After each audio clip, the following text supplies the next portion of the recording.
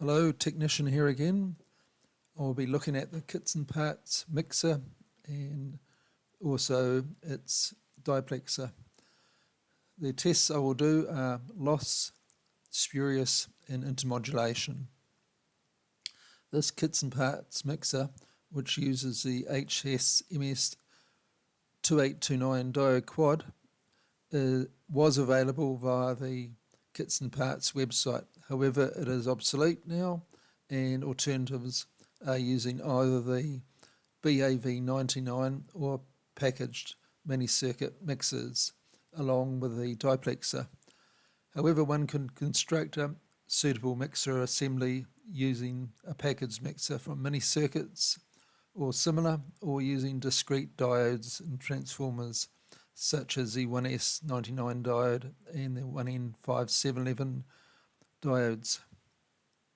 The mixer already has a 3 dB attenuator fitted, and this is good practice as during the oscillator waveform there is a time where none of the diodes are turned on, so the attenuator provides a good load during this time. The mixer is bidirectional, so one can send a signal into the mixer via the RF port and mix it down to the IF frequency. Alternatively, one can inject a signal at IF and create a signal at an RF frequency.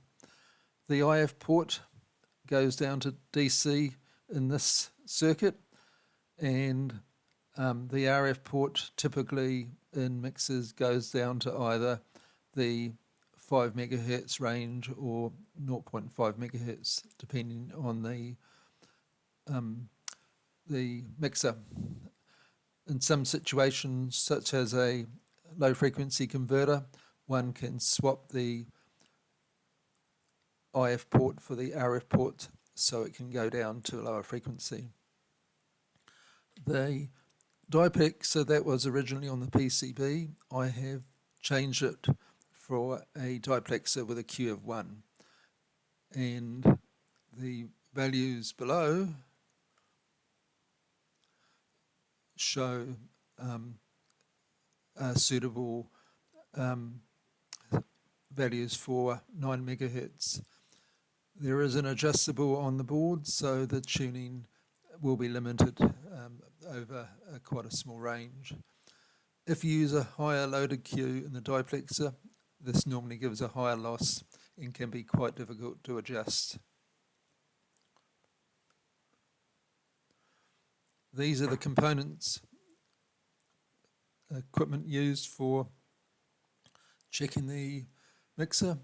I've used the Siglent SSA 3021X, and I'm using Easy Spectrum software to capture the screen. A 10 dB attenuator, the Rigol DG1062Z dual DDS generator, and HP8647 generator, RF combiner, and miscellaneous coax cables and adapters.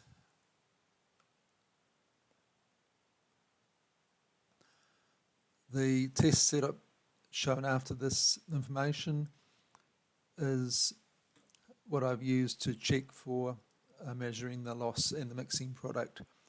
I have decided to inject a signal in the IF port and look at the RF port for the loss and the mixing products. The loss of the mixer is typically in the 4 to 7.5 dB range, and for this mixer it is around -5 dB, including the Diplexer loss. The mixing products can be observed by widening the span to say 100 megahertz, and one can see the local oscillator and plus the IF, local oscillator feed through, IF feed through, and harmonics of these. This is the setup I've used for checking that. The 10 dB attenuator provides a good termination to the signal generator and also the mixer. The RF output is measured on the spectrum analyzer, and the signal generator provides plus 10 dBm for the local oscillator.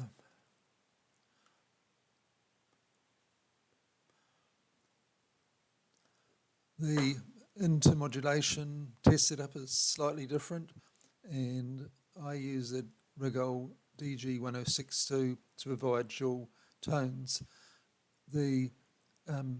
I've tested it slightly differently and used one of the outputs in dual sideband suppressed carrier mode to provide the two tones, and used the other output as the local oscillator, and this seems to work quite well.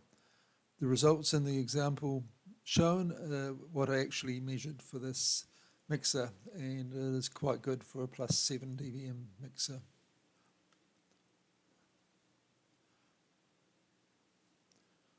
This is the test setup using the dual DDS generator and into the 10 dB attenuator into the IF port of the mixer. The RF port of the mixer goes to the spectrum analyzer, and one can observe the levels of intermodulation products. The signal generator is shown connected to the RF port. I find it important to adjust the attenuation value of the spectrum analyzer above what is automatically set, and this often improves the intermodulation as the spectrum analyzer has some non-ideal settings, and this affects the intermodulation being read. The following video will be the practical tests. I have previously set the mixer level at the IF to be minus 20 dBm. The level out of the generator is set to minus 10, and then that enters a 10 dB attenuator. The mixer output is approximately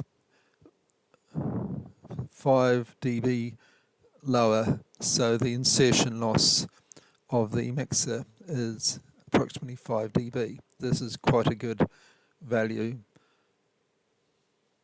If we increase the frequency across the trace, we can observe the response across 100 megahertz.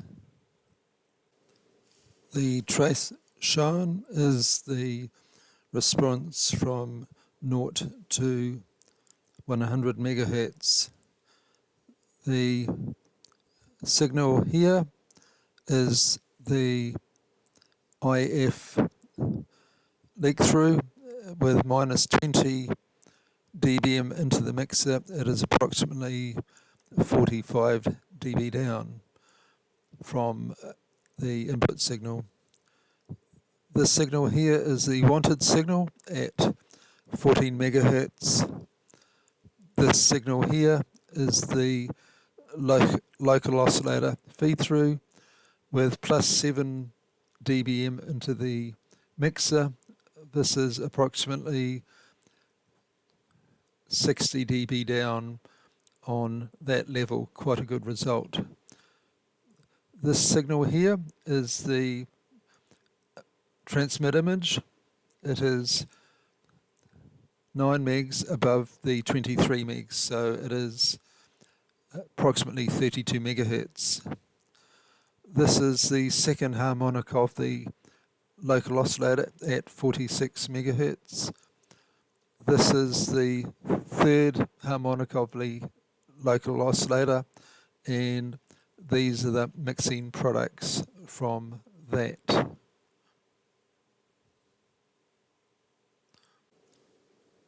This is the equipment set up for doing a two-tone test. I have adjusted the IF levels to provide a level on the output mixer at minus 20 dBm. The intermodulation products are in the noise, and the difference between the tone level and the products 80 dB. If we divide the 80 by 2 to get 40, this 40 can be added to the minus 20 to provide the measurement of OIP3, the output intercept point. The input intercept point is 5 dB above this, and it is around plus 25 dBm. The artifact in the middle is an artifact from the generation of the double sideband suppressed carrier. This is a good result for this mixer.